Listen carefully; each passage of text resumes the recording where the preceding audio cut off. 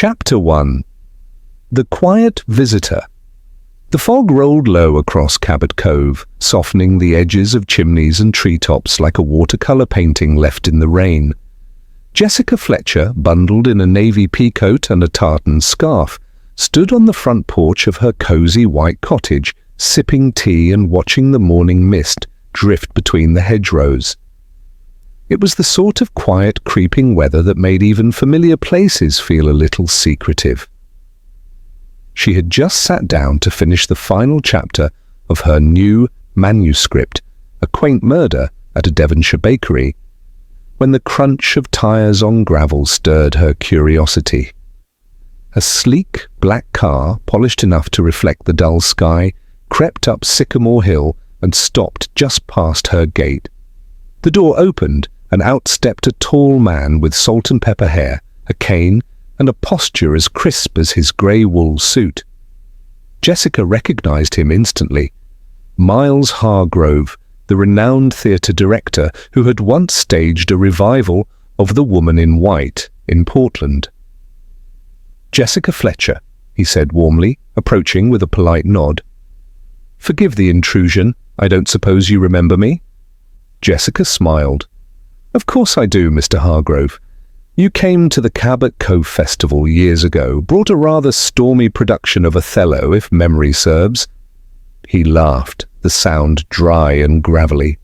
"Indeed, I've never seen so much rain fall during a single soliloquy." She invited him inside, offering tea and warm apple cake, and as they sat by the fireplace, Miles explained his visit. "I've purchased a small estate at the edge of the village, Sycamore Hill Manor. It's been unoccupied for some years, I gather." Jessica nodded. "Old Dr. Talbot's place. He passed away just before the pandemic. It's a handsome house, if a little gloomy." Miles leaned in, lowering his voice. "I'll be candid. I've come not only to live, but to write a memoir. Something strange happened when I visited the house last week. I found, locked in the attic, a trunk filled with personal letters and what seemed to be, well, quite damning notes. Anonymous, accusatory. I've a mind to investigate their origin." Jessica raised an eyebrow. "Anonymous letters at Sycamore Hill, you say?" He nodded gravely. "And I think someone doesn't want them found. There've been odd goings-on, footsteps at night, lights flickering, even a curtain caught fire last evening. The caretaker insists it's nothing, but I suspect otherwise." Jessica took a thoughtful sip of her tea. Cabot Cove had seen its fair share of secrets rise to the surface, usually in dramatic fashion, and anonymous letters were rarely harmless.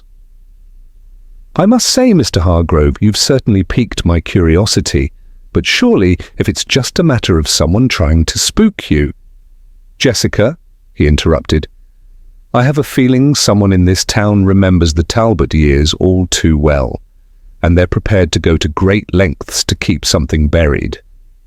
She agreed to walk up to Sycamore Hill that afternoon. When she arrived, she was met by the sprawling Georgian house, half obscured by naked sycamores and tangled ivy. A red squirrel darted across the overgrown path. Inside, the house was tidy but heavy with the scent of dust and wax polish. Miles led her upstairs to the attic. There, amidst ancient furniture and cobweb-laced trunks, was a large iron-bound chest. Inside were dozens of yellowed envelopes. Jessica picked one up, its ink faded but legible. "I saw you. I know what you did in '92. It won't stay secret forever." No signature. She looked at Miles. "Did Talbot have family?" He shook his head. "Only a niece, Clarissa. Estranged, I believe. She lives nearby now, recently returned after a divorce." Jessica made a mental note. Then they heard something. A floorboard creaked downstairs. Both froze. Miles placed a finger to his lips. Jessica quietly crossed the attic and peered down the staircase. No one. Or so it seemed. Later, as she made her way home through the mist, Jessica's mind buzzed with questions. Who had written the letters? Why now? Why to Dr. Talbot? And who, if anyone, was still invested in keeping those secrets quiet? She had a feeling that Sycamore Hill was far from silent. Chapter 2. The Man in the Garden. The mist clung to the ground like a secret, unwilling to lift even by noon. Jessica Fletcher made her way once again towards Sycamore Hill Manor, the iron gates moaning slightly as she pushed them open. In the light of day, the estate looked less foreboding, though the naked trees and peeling shutters still lent it a kind of weary dignity. Miles Hargrove had called early that morning, his voice tight. "Jessica, there was someone in the garden last night. I saw a figure standing just beneath the arbor. When I called out, they bolted into the orchard." Jessica had suggested they meet outside and speak there. Whatever secrets the manor held, she suspected they weren't confined to the attic. She found Miles pacing the gravel path near the old stone bird bath, his eyes flicking toward the orchard beyond the hedgerow. "I thought I imagined it," he said, as she approached. "But this morning I found footprints, fresh. Boots, I believe. They led to the conservatory and stopped near the rose beds." Jessica knelt by the flower bed, inspecting the earth. Sure enough, a clear boot print remained, narrow with a squared heel. "Not yours?" she asked. "I've been wearing soft-soled brogues," he replied, "and the gardener hasn't been in for a week." Jessica stood slowly, brushing off her gloves. "Would you mind showing me that conservatory?" The conservatory was a faded but elegant structure. Glass walls mottled with moss, creeping vines wrapping themselves like fingers around the framework. Inside, the air was cool and damp. Tools hung from rusted hooks, and a watering can sat beside a dying fern. Jessica noticed a crumpled paper beneath one of the empty pots. She picked it up delicately with her gloved fingers. It was another letter. "You should have left things as they were. The dead do not write back." She showed it to Miles, whose face paled. "This is beyond mere mischief," he said. "This feels theatrical." Jessica raised an eyebrow. "You don't think someone from your past might be staging this?" "Someone from the theatre?" Miles looked thoughtful. "Possible, but none would know about this house, or Talbot, unless—" He paused. "Unless they knew Clarissa," he finished. Jessica had been pondering the niece ever since Miles mentioned her. She had asked around Cabot Cove that morning. Clarissa Talbot, now Clarissa Dean, had returned 6 months prior after nearly 2 decades away. Rumour had it she'd fallen on hard times, divorce, bankruptcy, some say even a stint in rehab. Jessica decided to pay her a visit. Clarissa lived in a modest cottage at the foot of Sycamore Lane, the paint fresh and a white cat curled neatly on the porch rail. Clarissa herself answered the door, a tall woman in her 40s, draped in a long green jumper and smelling faintly of eucalyptus. "Jessica Fletcher?" she said, surprised. "Of course I know who you are." Jessica smiled. "I hope I'm not intruding. I wanted to ask you a few questions about your uncle's estate." Clarissa's lips tightened. "I've no interest in that old house. It holds nothing for me but shadows." "Even so," Jessica replied gently, "someone seems very interested in stirring up those shadows." Clarissa invited her in. The sitting room was warm, tastefully decorated in soft tones. A framed photograph of Dr. Talbot sat on the mantel. "He was strict, always wore a waistcoat even to prune the hedges," Clarissa said.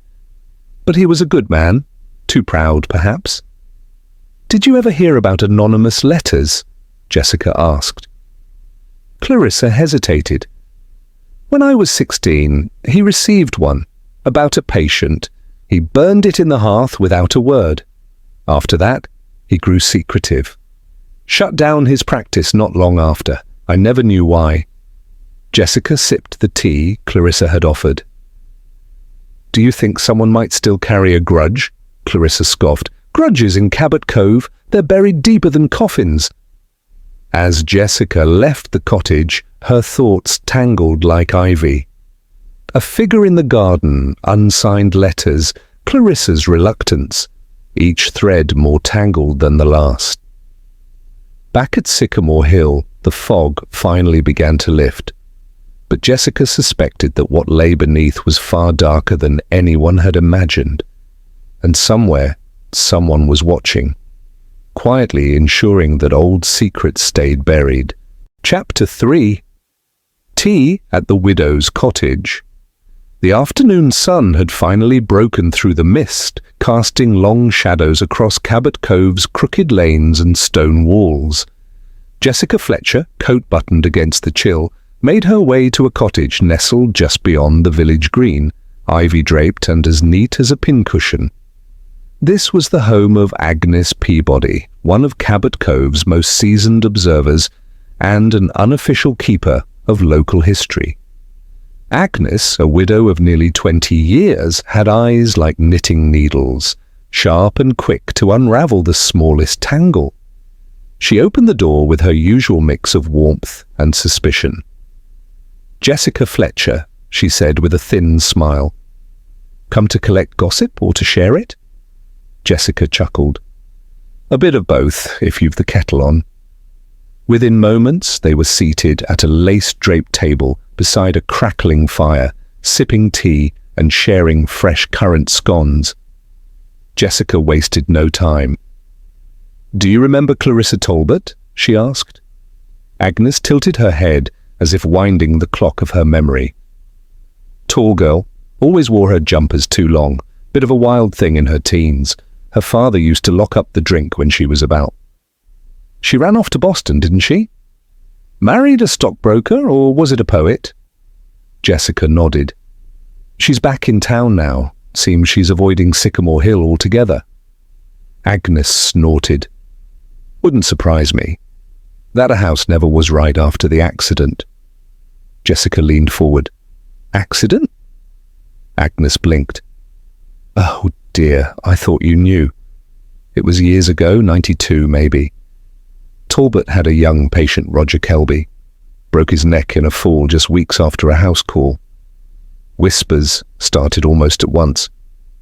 Folks said Talbot missed something in the examination or worse. Jessica's brow furrowed. That aligns with the letters Miles Hargrove found. Someone accused Talbot of wrongdoing. Agnes lowered her voice. Well, the Kelbys left town soon after, quietly. Rumour had it they were paid off, but none of that ever saw daylight. Talbot's reputation slipped, and he became more reclusive. Jessica sipped her tea, thinking, what about the caretaker, the one who looks after Sycamore Hill? Jacob Murney, Agnes said. He's Talbot's old groundskeeper, still keeps the place in shape. Keeps to himself mostly, but he's loyal. Wasn't fond of Clarissa, if I remember rightly. Thought she brought shame to the doctor's name. Jessica thanked Agnes and promised to return the teacup before leaving. Outside, the light had begun to fade, and long shadows spilled across the grass. She took the shortcut past the rectory and followed the winding lane toward Sycamore Hill once more. Halfway there, she heard something. A low crunch, gravel underfoot. She paused, listening. There it was again. She turned just in time to see a man hurrying through the break in the hedge that led to the orchard path. His shoulders were hunched, and his coat flapped behind him like a cloak. Jessica followed, careful to stay a good distance behind. The path curved into the woods, and for a moment she lost him. Then, through the bare branches, she saw him stoop beside a cluster of stones near the Talbot family plot. Something glinted in his hand, a small box, like a cigarette case. Jessica took another step, but a twig snapped beneath her boot. The man turned sharply and bolted into the trees. She hurried to the stones, The box lay open. Inside was a single slip of paper. If the truth comes out, there'll be more than just letters. Jessica's pulse quickened. Whoever this man was, he knew about the letters, and possibly about the Kelby incident. She pocketed the note and turned back toward the house. Miles Hargrove was waiting on the porch, looking agitated. "Jessica, where have you been? I found this under the front door." He handed her a photograph, old, black and white. It showed Dr. Talbot, young and stern, standing beside a teenage girl in front of a bicycle shop. The girl's face was blurred, but something about the shape of her jaw felt familiar. "Clarissa?" Jessica asked. Miles shook his head. "Turn it over."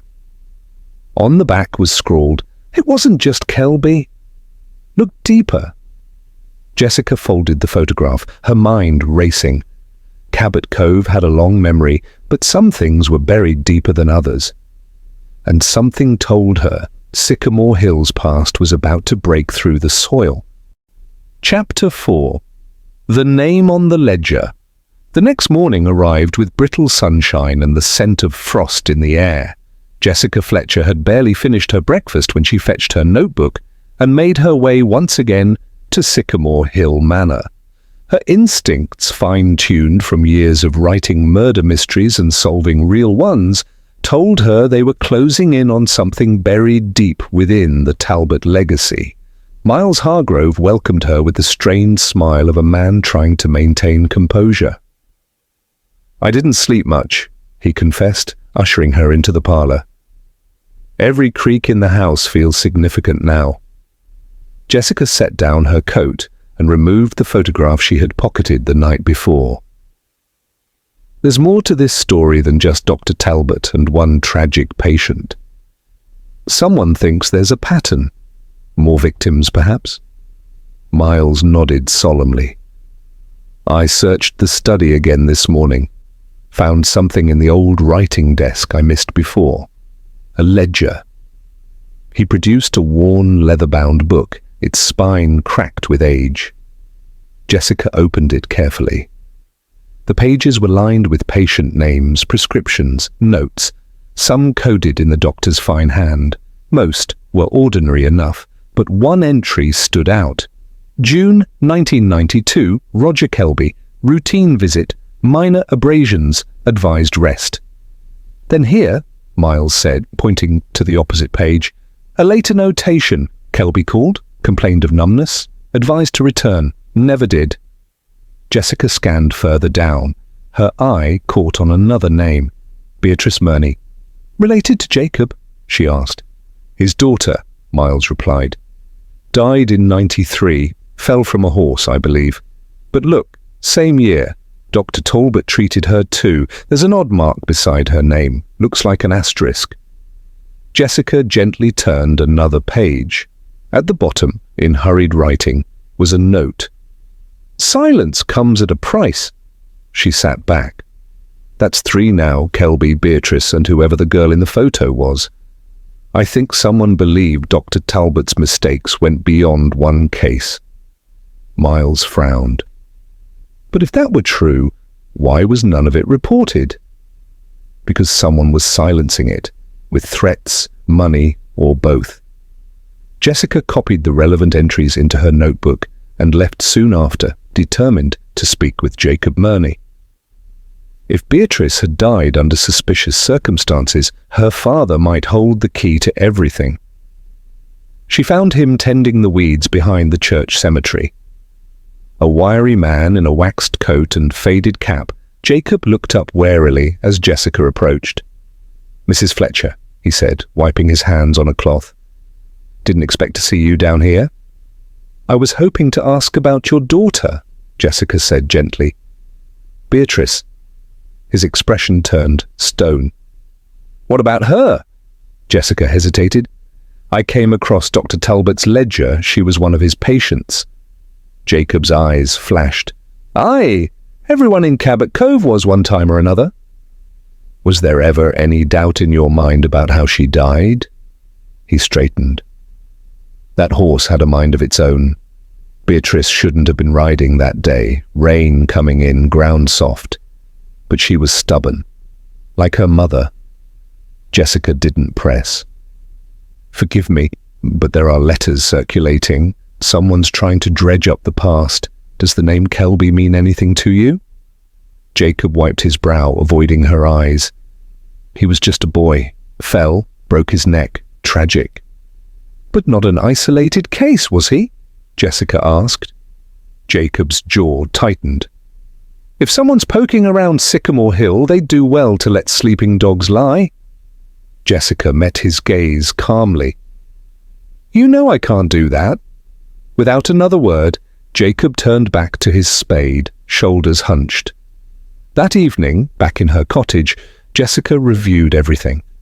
The anonymous letters, the ledger, the photograph, the whispered history of malpractice and shame.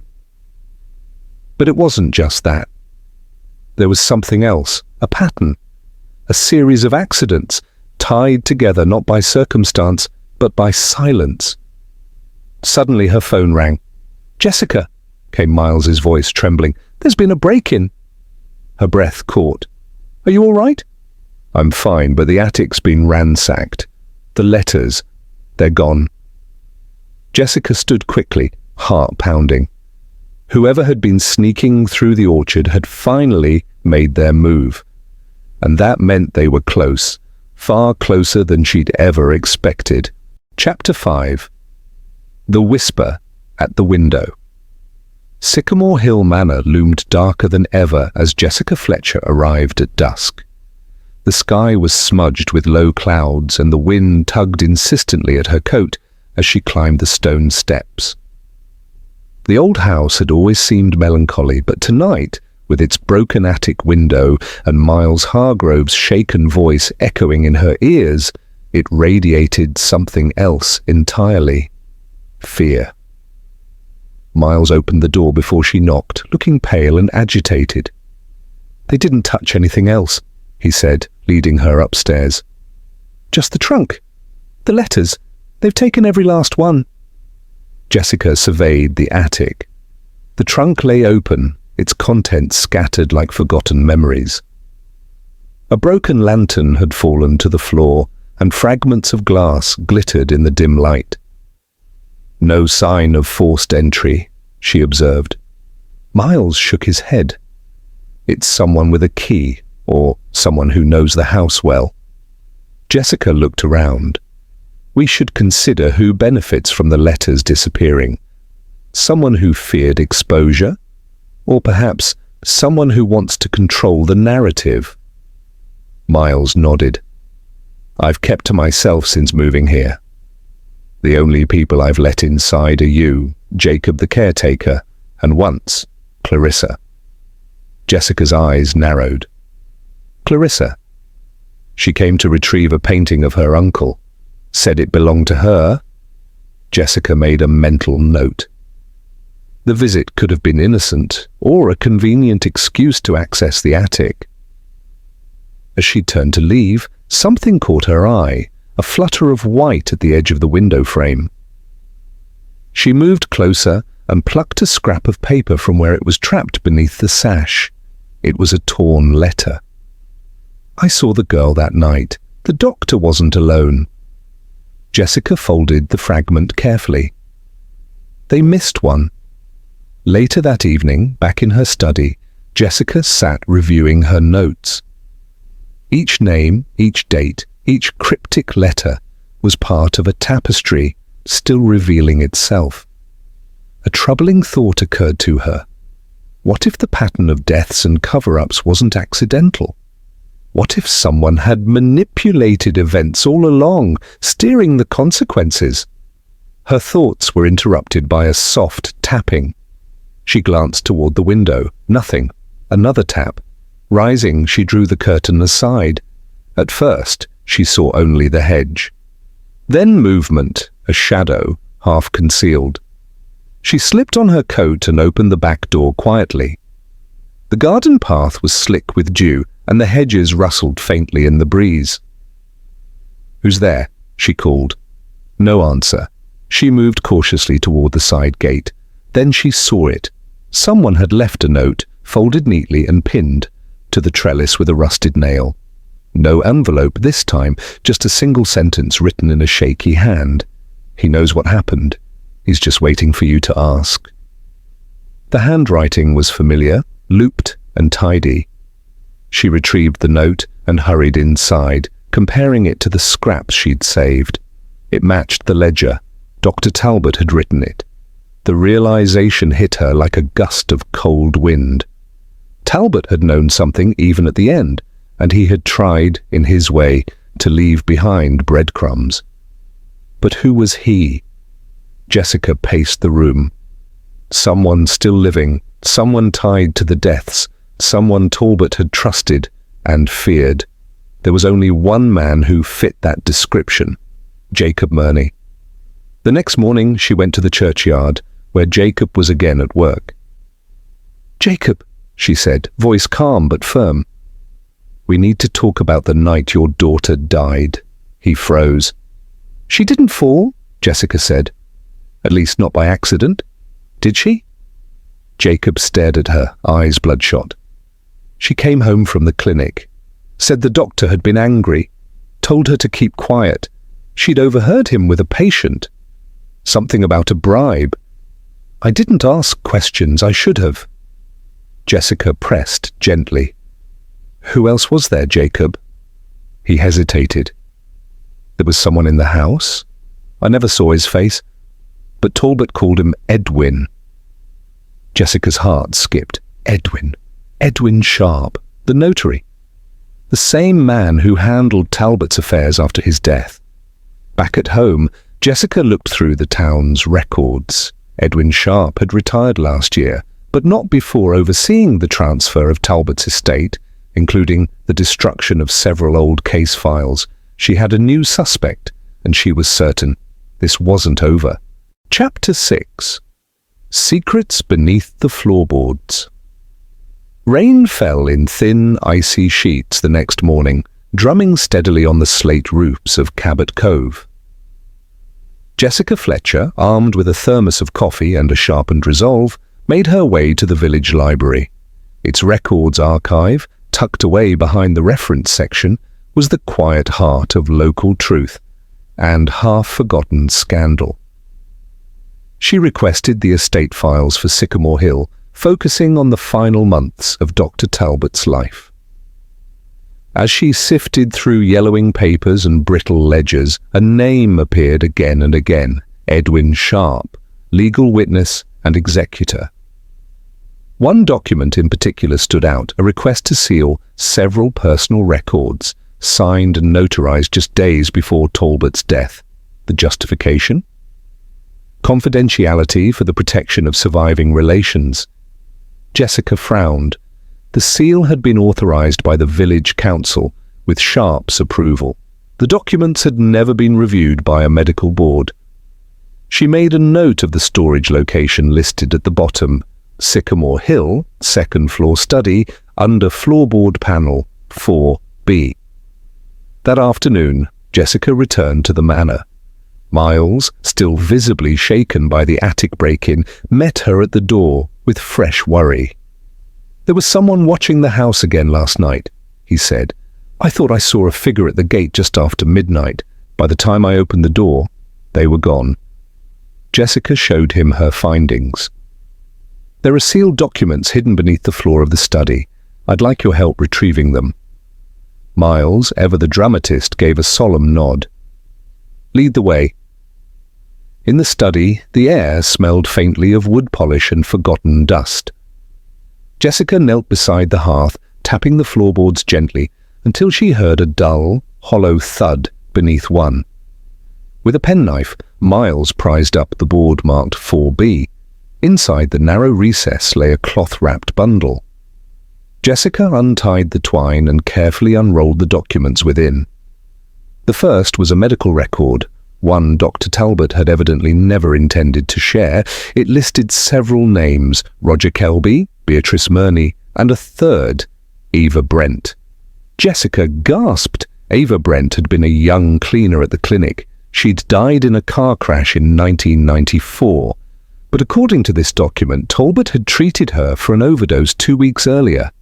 The second document was a signed confession, Dr. Talbot's own words, written in fragile, spidery ink. I ignored warning signs. I misdiagnosed. I feared legal action, so I buried it. Edwin said he could make it all disappear. I let him. God forgive me. Jessica sat back on her heels, stunned. The doctor had known, and worse, he'd colluded with Edwin Sharp to keep the truth buried. Miles read over her shoulder. This isn't just medical error, this is criminal cover-up. Jessica nodded gravely. And someone, likely Edwin, has been keeping anyone from uncovering it. As they stood, a faint noise came from the hallway, a creak, then a muffled thump. Jessica signaled Miles to stay silent. She stepped lightly to the study door and peered out. The corridor was empty, but the front door stood ajar. They hurried to the entrance, but whoever had been there was already gone. Rainwater had pooled on the mat, fresh footprints leading in but not out. Jessica followed the wet trail through the parlor and into the side passage, where a narrow window had been forced open. They were watching us, she murmured. They knew where we'd be. Someone very close. That evening, Jessica returned to her cottage with the documents locked securely in her writing desk. She typed up her notes, cross-referencing the names, dates, and deaths.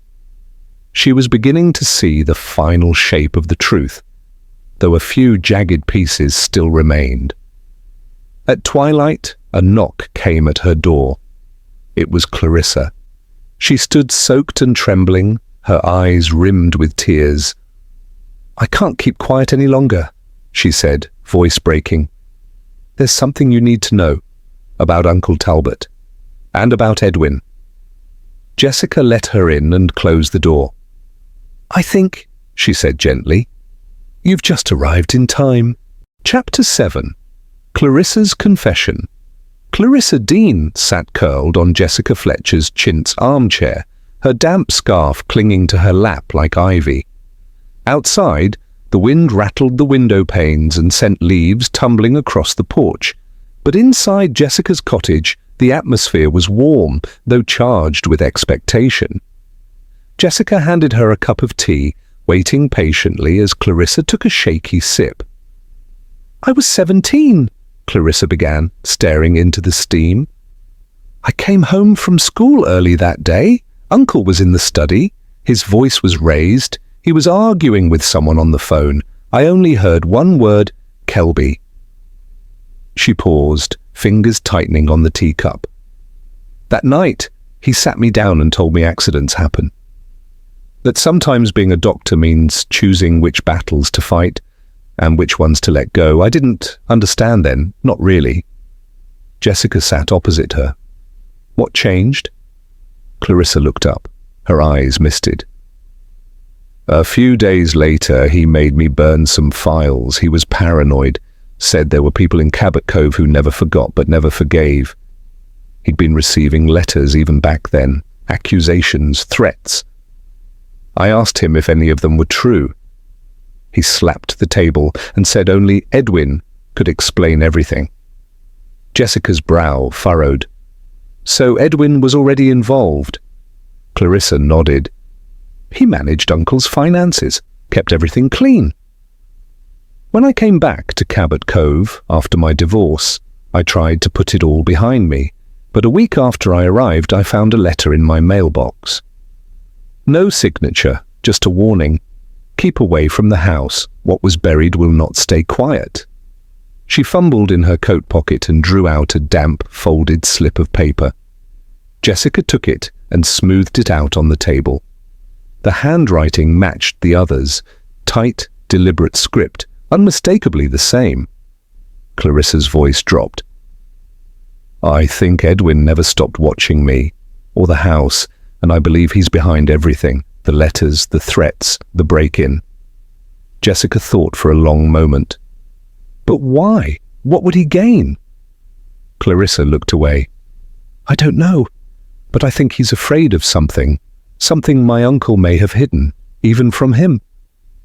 Jessica stood and paced the hearth. Talbot's confession mentioned Edwin helped suppress medical errors, but if he went further, if he profited from it, he may have more to lose than just his reputation. Clarissa nodded. "I think Uncle kept copies of something Edwin thought was destroyed, and I think Edwin suspects I know where they are." Jessica turned sharply. "Do you?" Clarissa hesitated. "There's a panel in the cellar floor. I used to hide things there as a girl. I caught Uncle down there once, after hours, locking something away. When I asked what it was, he said, 'Things too heavy for upstairs.'" Jessica fetched her coat. "Then we're going to Sycamore Hill, tonight." Within the hour, the two women arrived at the manor. Rain glistened on the drive, and the orchard rustled under the night breeze. Jessica carried a torch, and Clarissa led the way to the old stone steps at the back of the house. Inside the cellar, the air was damp and close. Dust coated the shelves, and rusted tools lined the walls. Clarissa moved to a section of the floor near the far wall, where the flagstones were uneven. "There," she said, pointing. Jessica knelt and ran her fingers along the edges. With some effort, she prized up a loose slab, revealing a shallow recess. Inside lay a small tin box wrapped in oilcloth. Jessica unwrapped it carefully. Inside were several folded pages, bank slips, ledgers, and one damning letter from Edwin Sharp to Dr. Talbot. "Delete the files. The family accepted payment. You owe me my share of the silence." Jessica looked at Clarissa. "This is the proof." Suddenly a sharp creak echoed from above. They froze, footsteps, then silence. Jessica killed the torchlight, heart racing. Someone else was in the house. They waited in darkness, breath held. Then a second creak. Closer now. Clarissa whispered, "We have to go." Jessica nodded, clutching the tin box tight. They climbed out of the cellar as quietly as possible, slipping into the orchard just as the side door creaked open. Behind them, a figure emerged into the doorway, tall, broad-shouldered, with a glint of silver at the temple. Jessica recognized him instantly. Edwin Sharp. Chapter 8. Truth in the morning light. Dawn broke over Cabot Cove with an amber hush, the kind that glinted off rooftops and shimmered across puddles from the night's rain. Jessica Fletcher sat at her kitchen table, the tin box from Sycamore Hill opened before her. Inside, the truth was scrawled in letters and numbers, in statements and signatures, every line a thread pulled from years of buried silence. Clarissa, now composed and dry, sat across from her, hands cupped around a steaming mug. The tension between them was no longer fear, but resolve. "You sure he saw us?" Jessica asked. Clarissa nodded. "He didn't follow, just watched as we ran, but he knows." Jessica stood and picked up the telephone. "It's time Cabot Cove's constable knew too." By mid-morning, Constable Roy Lafferty arrived, his notebook in hand, and a skeptical look etched across his lined face. Jessica had long admired his patience, though not always his pace. "You're saying Edwin Sharp masterminded a cover-up that's lasted 30 years?" he said, flipping through her notes. Jessica nodded. "It began with medical errors, perhaps genuine, perhaps not. But once Edwin stepped in, it turned into something else. Talbot trusted him, but Edwin manipulated that trust. He made arrangements with families, sealed documents, paid hush money, and always ensured he kept the originals." "And the anonymous letters?"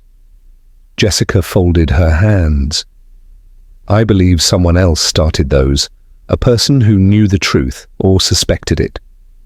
Perhaps a grieving family member, someone like Jacob Murney. But as Edwin grew more desperate to protect himself, I think he began writing letters too, to threaten Clarissa, to frighten Miles, to muddy the waters." Lafferty gave a long sigh. And now you've got proof. Jessica handed him the final letter, the one Edwin had written to Dr. Talbot. More than that, Roy, we have motive, means, and opportunity. Just then, a knock interrupted them. It was Miles Hargrove, pale and breathless. Edwin Sharp is here. He's at the manor. He says he wants to speak to you, Jessica. Alone? Lafferty stood up, sharply. Absolutely not. Jessica, however, was already reaching for her coat. Let's hear what he has to say, but you'll be just outside. Agreed? Minutes later, Jessica stood once more in the drawing room of Sycamore Hill. Edwin Sharp, every inch the solicitor, in a tailored grey suit, leaned against the grand piano, the window behind him glowing with morning light. Mrs. Fletcher, he said, with the tone of someone greeting an old friend, you do enjoy a puzzle, don't you? Jessica said nothing. Edwin smiled, but there was no warmth in it. You've read the letters, dug up the bones. You think this little town will believe you? Talbot's gone, the patient's gone. It's my word against some aged papers and the daughter of a disgrace. Jessica took a step forward. It's not about belief, Mr. Sharp. It's about truth. Those aged papers contain your handwriting, bank trails, names of families you paid to stay quiet, all while allowing Talbot to carry the guilt. Edwin's mask cracked. Talbot was a fool, idealistic and soft. He'd have lost everything, his license, his house, his legacy. I saved it. Jessica tilted her head. Number. You preserved the lie, not the man. His lip curled. You're meddling in affairs that don't concern you. They concern Cabot Cove, she replied quietly, and they concern every family whose grief you turned into profit. Edwin stepped toward her, voice rising. You've got nothing concrete, and even if you did, what jury would convict me now? I've outlasted them all. Behind him, the parlour door opened. Constable Lafferty stepped in, calm and steady. You may have outlasted them, Mr. Sharp, he said, but not the law. You're under arrest for obstruction of justice and conspiracy to conceal criminal negligence. Edwin turned, mouth open in shock. You can't...